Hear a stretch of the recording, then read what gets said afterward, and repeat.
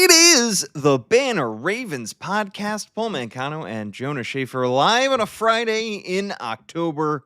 We are just past the stroke of midnight on Halloween to break down the Ravens' not-so-spooky performance. Quite unspooky.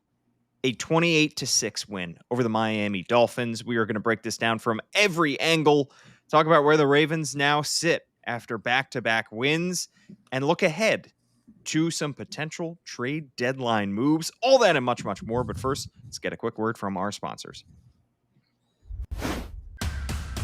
For the fifth year in a row, Toyota is the best resale value brand according to Kelley Blue Book's KBB.com, including the 2025 Grand Highlander, best in resale value for midsize SUVs. Toyota, let's go places. Looking for the ultimate game day spot? Head to Guinness, Baltimore. We've got fresh pints, the biggest screen south of the stadium, and the perfect place to cheer on the home team. Game time is Guinness time. All right, Jonas. The Ravens pick up their second win in a 5-day stretch, dominating the Miami Dolphins tonight 28-6. And Jonas, this was a game that the Ravens, like all of the games from here on out, needed to have. They improved to 3-5 on the season. They have a mini bye now as they head into the month of November, a critical month of November. The trade deadline is looming around the corner. You were down in Miami. I'm up here in Baltimore. I don't know how it looked to you with your very own eyeballs, but to me, watching from home, this game was not exactly the cleanest game, especially in the first half. This was not exactly the most fun watch that you could have asked for if you were a Ravens fan. But they get things together in the second half. They score 14 points in the third quarter, and the Ravens end up coasting to a win on Thursday night. Yeah, this was like the most misleading 28-6 win that I can remember. Just like the 14-6 lead at halftime was among the more misleading doubling up of a team that I can remember. Just the Ravens got outplayed for most of that first half, but it didn't matter because the Dolphins weren't doing the small things and the Ravens were. You know, it doesn't matter if your defense isn't all that. If your defense can force turnovers, it doesn't matter if your defense isn't all that. If you're playing to a Tagovailoa, it doesn't matter if your defense isn't all that. If it's Thursday Night Football and some of the just weird shit that happens on Thursday Night Football happens not to inflict pain and suffering on your team. So a weird game, like Lamar over 0.4 EPA per play, but it felt like the bulk of that production just came in, you know, spits and spurts and spasms of the kind of hyper elite play that we expect from Lamar. And then you look at the possession chart and it's like, wow, that's a lot of 3 and outs for this Ravens offense. So in the same way that last week you came away from that feeling like, wow, they put up 30 points on a decent Bears defense, despite not having great success in the red zone. I think you could probably come away from today's game feeling like short week, Lamar's first game in over a month, a bunch of 3 and outs, and yet we still put up 28 points on the road against a Dolphins defense that had been playing pretty well over these past 2 weeks. Still, you know, I understand this team probably looked very close to a 3-5 team at times tonight, but it doesn't really matter because you just have to kind of survive in advance at this point. You know, you look at the New York Times playoff odds right now, they're up to 66% to make the playoffs. They're, I think, 64% to win the division. So you know, assume a Colts win on Sunday night, on Sunday against Pittsburgh, probably, you know, putting the cart before the horse there because we know the kind of things that Mike Tomlin is capable of and the kind of upsets that he can inspire. But it just feels like in a span of 5 days, 6 days, if you stretch it back to that weirdness that happened on Saturday with the injury designations, this team has basically rescued its season from the depths of a very, very bad spot. And now, even though they're not even close to 500, it feels like the momentum is squarely on their side. And as long as that self-belief is there in the locker room, then I think that's all that matters. You know, that they need to get help. They need to help themselves. They need to figure some things out. But at this point, it is just, like you said, getting to November, putting yourself in a spot where you're the team that controls your own destiny. Yeah, this team was dead in the water less than a week ago. This team was relying on their backup quarterback and was hoping and praying for the health of their superstar quarterback to come back and hoping for 2 wins in a week to be able to get themselves back in the race. Now they're 3-5. And as you said, from the outside observers are calling this team the favorite to win the AFC North. I think it is a bit putting the cart before the horse to say that the Steelers would be losers against the Colts, the 7-1 Colts this weekend, because that game is at Pittsburgh. But even so, these two teams haven't met yet this season. And what has been the story the last couple years between the Ravens and the Steelers? It's that the Steelers have second half swoons and the Ravens have second half surges.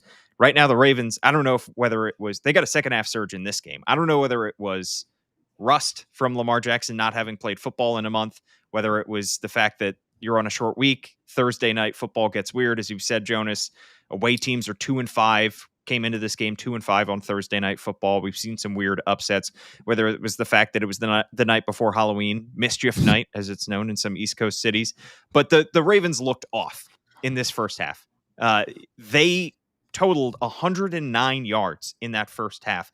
They were up 14-6, in part because of a key clutch turnover and a 4th down conversion on 4th and goal. But they had just 4 first downs in the first half. They had 4 3-and-outs on offense. The Dolphins had almost twice as many total yards in the first half. Devon Achane had almost the number of yards from scrimmage that the Ravens did as an entire offense. They were 1 for 6 on 3rd down. And then they get the ball out of halftime. They score touchdowns on back-to-back possessions. Sandwiched in between there is a nice 3-and-out from the Dolphins offense. And it was just a runaway train from that point on. And it just goes to show that at the end of the day, the talent disparity between these two teams was too massive for the Dolphins to overcome. Both these teams came into this game with 2 wins. But it was very clear to anybody who has watched either of these teams this season, one of these 2-win teams is just playing out the string, and the other is a 2-win team that is much better than its record and has a chance to go on a second half run. And to me, that was by far the biggest difference between these two. Yeah, I mean, you don't want to use one play samples as microcosms of the entire matchup here, but it's pretty telling that the Ravens have as their third safety Alohi Gilman coming in, doing a great job as a communicator. He was joking that him and Kyle Hamilton have a partnership that it's like 2 homeboys playing pickup at the YMCA, able to come in, force a turnover that sparks that Ravens touchdown drive in the first quarter, and then you swing it to the Dolphins and their injury-starved depth in their defensive backfield. And, God bless Dante Trader, hashtag he gets hurt. But for them to have a 5th-round rookie in a position where he is having to man up, Zay Flowers on that third quarter, out and up, that leads to another Ravens touchdown, sets them up inside the 10-yard line, I think, on that play. That is just a pretty good representation of the kind of margins that the Ravens are working with their talent, with their scheming, and what the Dolphins have. I think Anthony Weaver had a pretty good plan for that first half. Obviously going up against a team that he's very familiar with, a quarterback that he's very familiar with from his time in Baltimore. But at a certain point, the talent starts to express itself in ways that are irrepressible. And, the Ravens have good depth. The Dolphins don't. The Dolphins lose a couple guys to injuries. They lose Chop Robinson. That was a big blow to them, I think. Some other guys were getting nicked up during this game. The Ravens came out of this one seemingly healthy. John Harbaugh telling us afterward that Ronnie Stanley was fine on that final drive. They just wanted to get him off his feet while the blowout was already in process. Ronnie didn't seem like anything was wrong with him when we got a chance to talk to him post-game. So this is the kind of result that you need. I was expecting a much closer game. I was kind of scoffing at people predicting a blowout for all the reasons that we talked about at the top of the show. Just it's Thursday Night Football. It's a road game. It's Lamar's first game since September 26th, September 28th, something like that.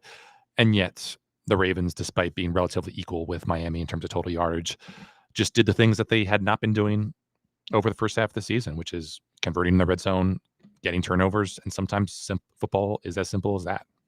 Yeah, Lamar Jackson in his return, first game in over a month, finishes 18 for 23, 204 passing yards, 4 passing touchdowns, also had 5 carries for 14 yards. His second pass of the game was low. Would have converted a third down on their first drive, ends up being a 3-and-out. He throws at the feet of Rashad Bateman, and that was a sign of some rust. And you were starting to wonder, all right, if Lamar is going to take some time to settle down here, this Ravens offense might not be as productive as they were prior to Lamar's injury. And that was pretty much all he needed to get right back on track. He started to figure things out. He throws that nice touchdown pass to Mark Andrews in the back of the end zone. He throws another touchdown pass to Mark Andrews before the end of the first half. And then the play to me, and I think John Harbaugh shouted this out in his post-game press conference, was in the Ravens' first possession of the third quarter when Lamar Jackson is facing a third down. Ravens, again, 1 for 6 on third down in the first half. And he sees nobody in front of him, just green grass, scrambles up the middle, picks up the first down, does the classic Lamar Jackson, his pants are too big, pulls up his pants as he slides. And then the Ravens are just in business again. And that was a sign that, yes, the hamstring is fully healthy. It is ready to go. And he is not afraid of running. And also that he is the difference maker. He is your get out of jail free card. He is the MVP quarterback that is going to change the tide, could change the tide for the Ravens this season. So to me, he was, other than that one pass to Rashad Bateman, he was awesome. And the difference between these two quarterbacks could not have been more stark, because Tua Tagovailoa is just awful today. I mean, I don't know how else to put it. 25 for 40 through an interception. The total yards had 2 interceptions. Should have had 2 with Roquan Smith dropping that interception. The difference in total yards between these two teams was not that different. I think it was only 5. It was like 338 to 332 or 333. So there was but at the end of the day, the numbers are pretty similar, but the Ravens dominated in that second half, and the Dolphins were not able to execute in the red zone. That was something that the Ravens did well last week in their win against the Bears, was their defense bowed up in the red zone, and the Dolphins did not convert at critical times, and the Ravens did. But to me, Lamar, it comes back to Lamar. It comes back to him just flashing the kind of ceiling that he can take this team to if he's fully healthy, and it looked like he was. Yeah, I mean, you mentioned it came down to the second half. It came down to the third quarter. You look at the individual box score for that period: 10 first downs to 2, 166 yards to 39. Lamar in that period, 9 for 10 for 95 yards, 2 touchdowns. He had the 13-yard scramble that, as you said, John, highlighted as maybe the inflection point in this game. And I think big picture with Lamar, he mentioned kind of offhandedly just how much the 2021 trip to here, his native South Florida, was kind of sticking in his craw. It was actually impressive that he remembered that the Ravens had gone from an overtime win over Minnesota in that 2021 season to the short week game against the Dolphins here, another overmatched Dolphins team. I think Tua came on in relief in that game because they weren't sure whether he was fully healthy, but I think they knocked the starting quarterback out of that game. Might have been Jacoby Brissett, someone else, whatever. But the Ravens lose that one. That's the cover 0 game, the Brian Flores game. Just they didn't have an answer for Miami's blitz packages. It was just over and over nonstop. And now the Ravens are going to Minnesota as opposed to coming off a win over Minnesota. And you look at what Lamar did in this game, according to Next Gen Stats: first the blitz, 9 for 11, 9 yards, 3 touchdowns. Obviously, there was not a lot of cover 0, maybe maybe 0 or 1 snaps of cover 0 that Lamar saw in this one. So it's 2 very different defensive philosophies, but just using that game as a kind of mile marker for where Lamar has come, just how much he's improved since this last trip to Miami, how this offense has improved, how he's changed this offense to become a more, pass first type of approach, even though the Ravens still, have their hard hat identity as this running team. And it's hard to believe that based on what they did in the first half tonight, but we saw them finally start to wear on Miami a little bit in that second half. But it just goes to show that, Lamar, what I think I retweeted tonight, that he has the highest passer rating for any quarterback over the first 5 games of the season. And yes, the sacks are still somewhat of an issue, but through Lamar, all things are possible, and they're going to need that to keep up, because you're still I'm still a little bit iffy about this defense, but it might not matter a whole lot just because this schedule is super, super soft, and they can win games like this relatively comfortably, even without bringing their A games on either side of the ball. Yeah, before we get into the defense, we do have to shout out the tight ends because they were awesome today. Mark Andrews, 26 total yards in this game, 2 touchdowns. Charlie Kolar, 2 catches, 23 yards, and a touchdown. Isaiah Likely, the only one of the 3 that didn't get a touchdown, but had 3 catches for 60 yards. In the 3 games that were started by Cooper Rush and Tyler Huntley, those 3 guys had combined for 126 yards and a touchdown. They almost totaled that and combined for that today, and they triple the production in terms of scores. Paul, do you want to hear an incredible stat, or do you want to guess on a bit of trivia? Do you want to guess where the Ravens tight ends were in total receiving yards among the 32 NFL teams coming into tonight? Can't have been very high. I would guess 29th. 31st. Oof. Only the Bears had fewer receiving yards by tight ends. The Ravens, in their 7 games, 267 yards. Mark Andrews not doing a whole lot. I think tight end, I think Isaiah Likely, I wrote my preview coming into today's game, had the lowest yards per route run of any receiver on this Ravens team. Obviously, Charlie Kolar, we don't expect a whole lot from him as a downfield receiver, downfield threat. But Lamar said, these guys were huge. And John, when I asked him about it post game, said like this was the kind of reminder that these of the kind of things that these guys can do, not just pass catchers, but run blockers. Lamar shouted out their occasional running ability with the tush pushes that they need to rely on sometimes. So is this group going to develop into the kind of top 5 group of tight ends that we expected them to be? Maybe, still kind of need to see some more from these guys sustainably over the next month or so. But it's definitely a good sign that with Lamar back, with Isaiah Likely getting his feet underneath him, with Mark Andrews, being the red zone weapon that he seemingly always is, these guys can help to carry the load for this receiving core on nights when it is just kind of the Zay Flowers and who name your runner up type of performance. 2 Mark Andrews tush pushes tonight. Those felt like heat checks from Todd Monken. He's really feeling himself, as we know, after the win last week against the Bears, and I guess he was in the second half of this one feeling himself as well. I had a Bears fan in my life after the draft tried to tell me that Colston Loveland was going to be the better tight end than Tyler Warren. That's why they took him ahead of Tyler Warren. I made a joke to Gianna that was out of earshot for you that Loveland is also what you call your bedroom. This is after hours on the Banner Ravens podcast. In terms of the running game for the Ravens offense, as you said, Jonas, the stats kind of make the situation look prettier than it was. The first half, they struggled to get anything going on the ground. And yet Derrick Henry finishes with 19 carries for 119 yards. So you look at that with the glass half empty side and say that the Ravens still are not able to run the ball effectively for all 4 quarters when they need to. And if they can't do that, then you really worry about the ceiling of this offense. Glass half full side is to say, we know that throughout Derrick Henry's career, he gets better as games go along. He gets better as he gets later into games and he wears down a defense. And that could be what you saw tonight against this Miami Dolphins defense. The Ravens offensive line struggled to get push in the first half, and all of a sudden in the second half, they're breaking off some big runs. Which side, if you had to pick glass half full or half empty, are you taking, Jonas?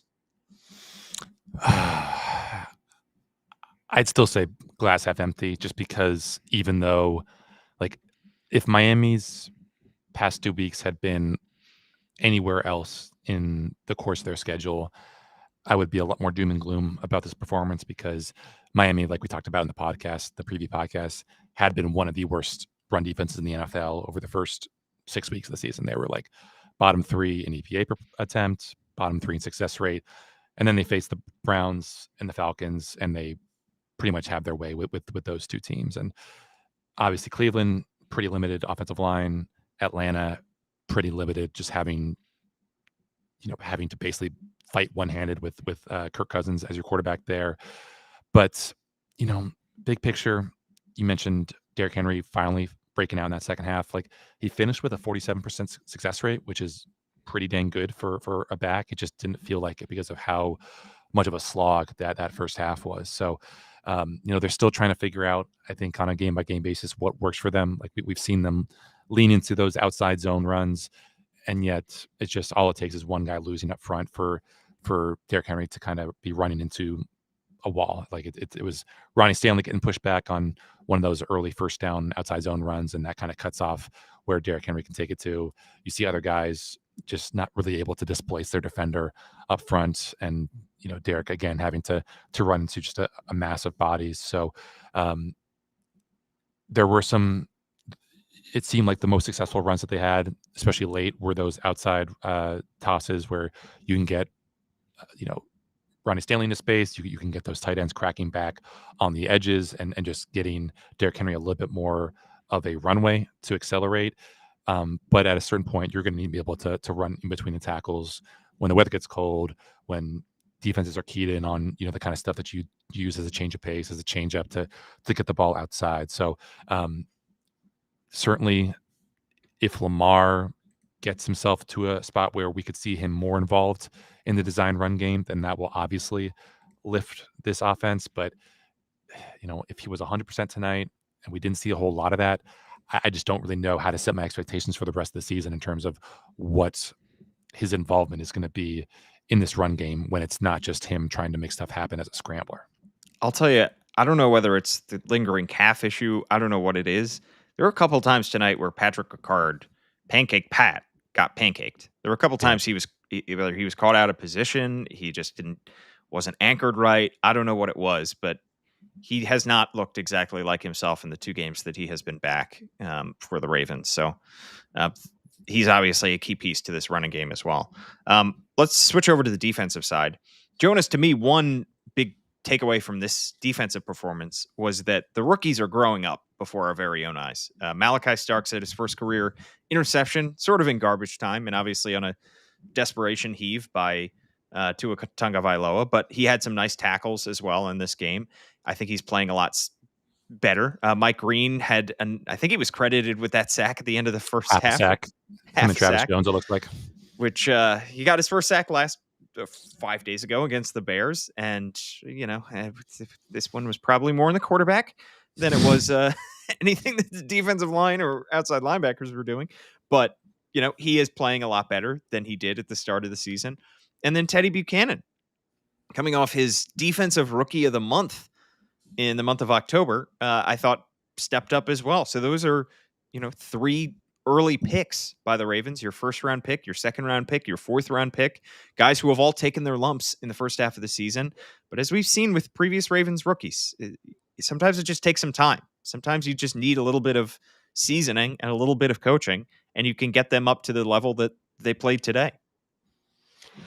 Yeah. And I don't know how much better JJ McCarthy is going to be than Tua. So that's another potential boost of encouragement for this Ravens defense when it gets back from this mini bye. It's a very accommodating quarterback slate coming up because, and I wrote this in the preview, Tua had, I think, the second highest turnover worthy play rate in the NFL among the regular starters coming into tonight. JJ McCarthy's is even higher. I think Dylan Gabriel's is right in between those two guys.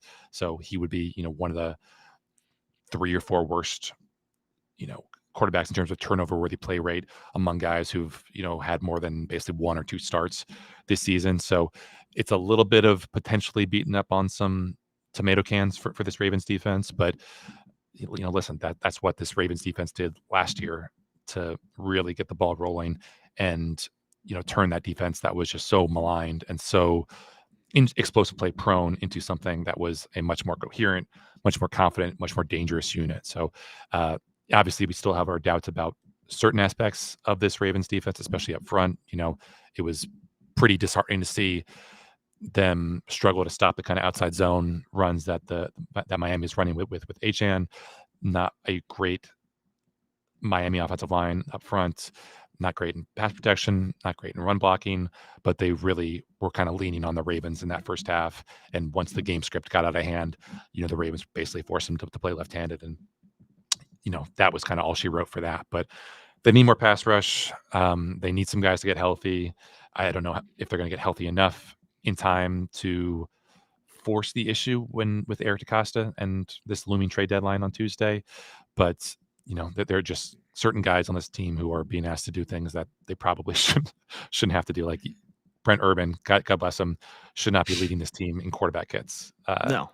For a single game. But the more that he can give you, the better. The fact that he had a sack, I guess half a sack, I guess they credited him with what, half of one on David Ojabo. I couldn't recall exactly who he shared that one with, but they need these guys to they need to figure out certain roles for certain guys, because if the Ravens offense gets into a spot where it is 3 and out, I don't think this defense has it in them to be able to withstand the kind of 80 play load that a more talented version of this same defense just collapsed under the weight of earlier in the season. So it's going to be a really interesting weekend. Going to be really interesting Monday and Tuesday to see exactly how active Eric DeCosta is, because he's not the only active GM out there. There's so many teams that consider themselves contenders in both conferences.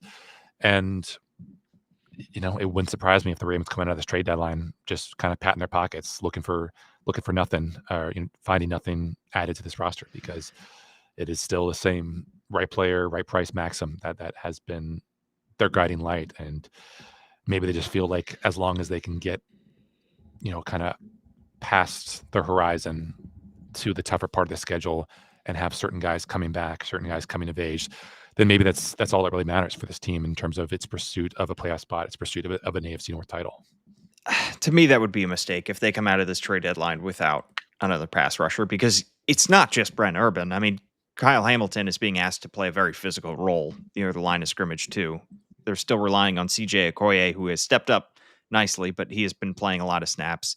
David Ojabo was never supposed to play this many snaps for this defense, and it's not like they're getting any knight in shining armor really coming off the IR at any point soon. So to me, they have to go out and make a move. I just don't know who's going to be available, because it seems like from everything we've heard from national reporters, a lot of the big names are not going to be on the market, and they're just not going to be a whole lot of guys dealt at next Tuesday's deadline. So I don't know what kind of magic Eric DeCosta can pull out, but he has a bunch of draft picks next year. He has plenty of late round day 3 picks.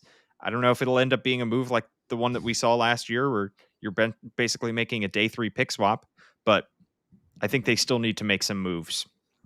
And I mean, that's why I gave a lot of credit to the 49ers for making the trade for Keion White. Like he was going to be a guy who I was going to write in boldface, underline that name a couple times in like the trade story that I'm writing, the trade deadline story that I'm writing for early next week, because he's the kind of guy who you can get for not a lot of capital. That the Patriots got him for a 2026 7th round pick. The Patriots acquired a 2026 6th round pick from the 49ers in exchange for White and a 2026 7th round pick. So he's a guy was kind of bypassed in that Patriots depth chart. He was a really good interior rusher last year. He was miscast as an outside rusher. He was stuck behind Christian Barmore and Milton Williams up front for that New England defense, and just was not getting a lot of reps. And is he going to change this 49ers defense from being like one of the worst in the NFL in terms of pressure rate into even average? Probably not, but he can at least give you something. And I think that's the kind of guy that the Ravens should at least be in the market for. Just, a guy who has a particular set of skills and offers you something that you just don't have stylistically. And how many guys are available? How many guys have contracts that are feasible given the Ravens cap space? How many guys, how many picks would the Ravens be willing to part with to get that guy to this defense? All things that we'll maybe figure out by 4 p.m. on Tuesday. But I applaud the 49ers for making the kind of deal that I thought the Ravens should have made for Keion White. Yeah. Well, we will have complete coverage when that trade deadline nears, and we expect to do a podcast at some point that day, whether it is because the Ravens have made a trade or because the Ravens have not made a trade. We are going to take a look forward to this mini bye and look at where the Ravens stand right now as they look to chase down the Steelers in the AFC North on the other side of another quick break. For the fifth year in a row, Toyota is the best resale value brand according to Kelley Blue Book's KBB.com, including the 2025 Grand Highlander, best in resale value for midsize SUVs. Toyota, let's go places. Looking for the ultimate game day spot? Head to Guinness, Baltimore. We've got fresh pints, the biggest screen south of the stadium, and the perfect place to cheer on the home team. Game time is Guinness time. All right, Jonas, another big positive that you mentioned. Seems like the Ravens are mostly coming out of this game healthy. Ronnie Stanley, they did not play on that last drive, but he's been dealing with that ankle injury all season long. That's just going to be something that he's probably going to have to battle through for the remainder of the season. There was the injury scare with Kyle Hamilton. At one point went down in the second quarter, took off his helmet, jogged off the field, came back one play later. Anytime something like that happens, everybody catches their breath, but it seems like he was perfectly fine. The Ravens right now are the healthiest that they've been in a long time. They finally have their superstar quarterback back. They finally have Roquan Smith back and Kyle Hamilton and all the guys that they need to try to go on this run. They are 3-5, tied with Cincinnati for second in the AFC North. Steelers, as mentioned, they're 4-3. They're facing the Colts. And the Bengals are facing the 4-3 Bears, who the Ravens just beat on Sunday. When you look ahead, Jonas, towards this mini bye, Ravens fans are going to get to kick back and watch those games Sunday without having to worry about stressing over their own team. But Ravens are sitting in an awfully good spot, considering the fact that they have 2 back-to-back road games, but those games are at Minnesota, at Cleveland. Then they come home to face the Jets. This is team that very easily could be over 500 in a blink of an eye. Yeah, and you mentioned just the changing playoff odds. You know, if, like I said earlier, the Ravens are at 64%, according to the New York Times, to win the AFC North. If the Colts win on Sunday, those odds go up to 68%. If the Ravens take care of business next Sunday against the Vikings, and then the Steelers lose to the Chargers, then those odds go up to 75%, 76%. So this is very much putting the cart before the horse territory, considering just how many games are left to play, considering the fact that the Ravens and Steelers haven't even played each other. And that's going to be potentially, that could be the decisive tiebreaker when all is said and done. But as pretty much everyone said in the locker room, it's amazing just how quickly the vibes can shift in a season, because only less than a week ago, 6 days ago, I was slacking you, wondering if we should do a live podcast to talk about just how screwed up the Ravens situation was with the Lamar Jackson injury situation. And actually he's not going to play. And my God, are they going to lose a draft pick because of how they've mishandled this injury report situation? And, at that point you were convinced, and I was convinced, that they were not going to win on Sunday against the Bears, because neither of us really trusted Tyler Huntley to be the steward for this team at, the hour of greatest need. But they win that comfortably. They win this comfortably. No one else in the division is really trending in the same direction as the Ravens. So, it's Halloween Day as we're recording right now. A lot can change between now and the end of December. A lot will change. Ravens are going to continue to take on water, I think, with injuries. But they're also going to continue to get guys back from those injuries. Hopefully Tavis Robinson and Adisa Isaac in the next 4 to 5 weeks. Neither of those guys is really going to be a needle mover per se, but you just hope that with Lamar coming back, finding more of a rhythm, the tight ends continuing to be integrated more and more into this offense, Derrick Henry, having the snowball effect that he does as a runner, where he gets better the more carries he gets in games, he gets better the more carries he gets in a season. And then, we'll see what kind of happens along the offensive line. Like Emory Jones, I think it's probably more likely than not that this is closer to a redshirt season for him than anything else. But again, curious to see just how Voorhees and Filele did today, because you could argue that they need to still be pushed despite how relatively competent they looked against Chicago. And, Lord knows the Ravens need a better swing tackle than Joe Noteboom. So if Emory Jones could also slide into that potential role on offense, and that would be another bit of safekeeping for this Ravens offense. So it still feels premature for me to talk about playoff odds and all this stuff, but it is just kind of fascinating to see how quickly things have changed according to the analytics, according to the models, based on just 2 wins and 1, maybe 2 losses from the Steelers. Yeah, I think we're both in agreement that pass rusher is by far the biggest need for the Ravens as they head into the trade deadline. Can you give me one name? We know Max Crosby's not going to be traded. We know some of these bigger names are not going to be traded. Can you give me one name that you think might make sense for the Ravens to trade for? I mean, pick your, have your pick of the 2 Dolphins pass rushers today. Is it Chubb? Is it Jalen Phillips? I think both those guys are pretty good edge setters. I just don't know what exactly the price will be for those 2 guys, considering they do not have huge sack numbers and injury history, injury concerns. Yeah. I mean, like it's been a while since those guys were at the peak of their powers, demanding the kind of money that they're now playing on for those close to the end of year, close to the final year of their contracts. So it's going to be interesting. Obviously, it seems like the bottom is kind of falling out here in Miami for this Dolphins team. I would imagine that they would embrace pretty quickly the mode of being sellers, but there's also just the notion of like this Dolphins team has so few locker room leaders, has such a void of leadership, that maybe trading one or both those guys could do more harm than good, just because of what you kind of need to do to keep the bottom from falling out even further here in Miami. So that's the same question that I think is probably going to be asked around a lot of NFL locker rooms, a lot of NFL front offices. Like, we have a team that is not worthy of us becoming buyers, but is it really going to be worth it for us to trade this valuable asset now, as opposed to letting him get to the offseason and then potentially us getting a comp pick eventually, even if it would take a year to come into our possession.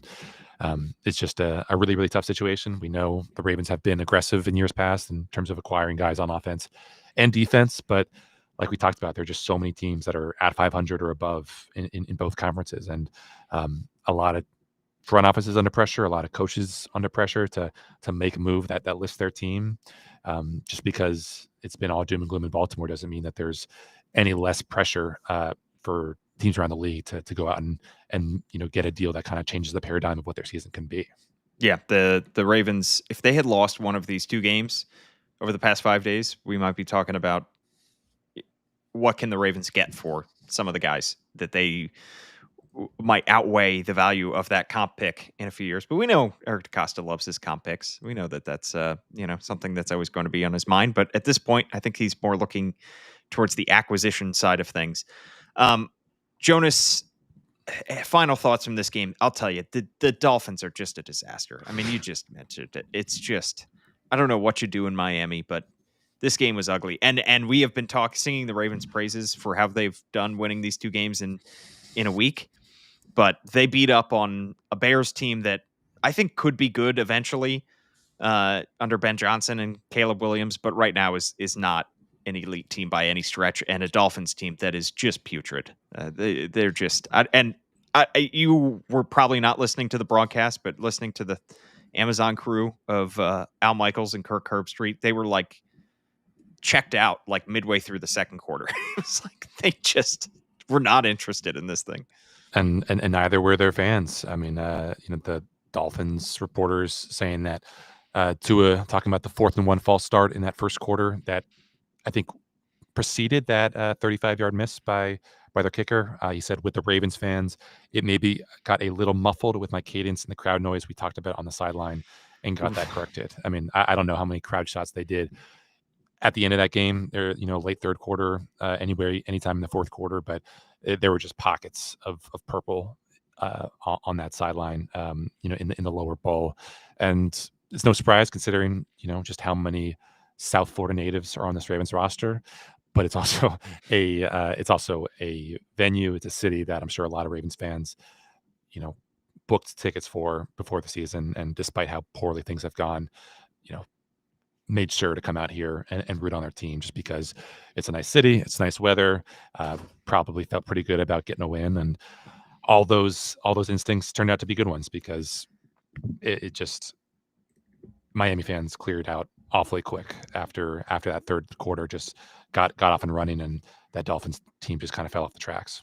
The family members of Lamar Jackson and Zay Flowers and those people should not outweigh the amount of Miami fans that are there to watch the game. Yeah.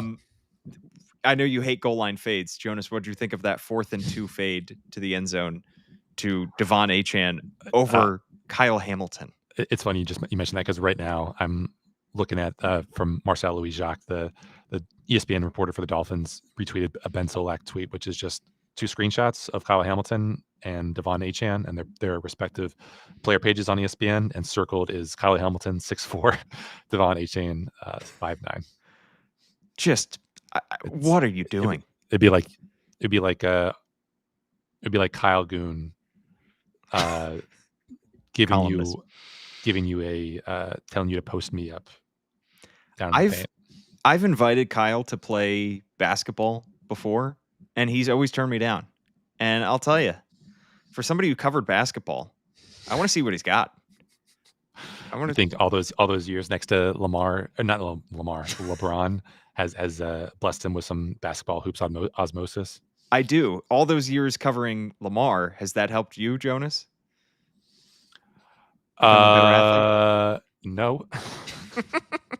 It's not how that works. I don't remember the like Lamar. Lamar's always said, or people have said of Lamar, that he never really is in 5th gear. Like, he never gets to full speed. And I think it's been said before by wiser people than I, that like, you can really tell that you are washed when you can't remember the last time you had to do a full flat out sprint somewhere. Like, that is just something that is foreign to me, and something that I did all the time when I was a kid. Like, I run to stay in shape, but I don't remember the last time I ever had to just haul ass somewhere. Yeah. Well, so this is where rec league softball will help you, because you do have to. That's also what will inevitably like cause you to tear your hamstring. Exactly. Right? Exactly. Yeah. So it's a give and a take, because that's where all the injuries come, because you never are doing that in real life. You do it all the time as a kid without thinking about it, and you are never running full speed. And then you do it as an adult, and you're like, oh, there's a reason I don't do this anymore. But the adrenaline kicks in, and you just bust your butt to first base in order to make a play. Word of the day, by the way, is mammal, because I tweeted out Balt Banner from Balt Banner Sports, fried fish with the final score. Somebody reminded me, dolphins are mammals. Definition: any of a class Mammalia of warm-blooded higher vertebrates that nourish their young with milk secreted by mammary glands, having the skin usually more or less covered with hair, and include humans. How about that? That's a mammal. Now I'm just in honor of Halloween and in honor of the Dolphins, I'm reminded of the Treehouse of Horror Simpsons episode where dolphins overtake the world. I don't know if I remember that one. Treehouse of Horror 11. Go look it up. All right. That's what I'm definitely going to do at 1:30 on a Friday. It's 21 minutes. just boot it up tonight and watch it. Perfect. At Jonas_Shaffer is his handle. I'm at Paul Mancano, and at All Banner Sports. We have plenty more coverage for you on thebanner.com, where you can subscribe $1 for 6 months. Shout out to the Banner. Gianna Hahn is also in Miami. Childs Walker is going to have his 5 things. Kyle Goon will have a column as well. And Jonas and I will be podcasting with you soon, probably Tuesday, for the NFL trade deadline. Everybody go out and enjoy your Halloween. Be safe.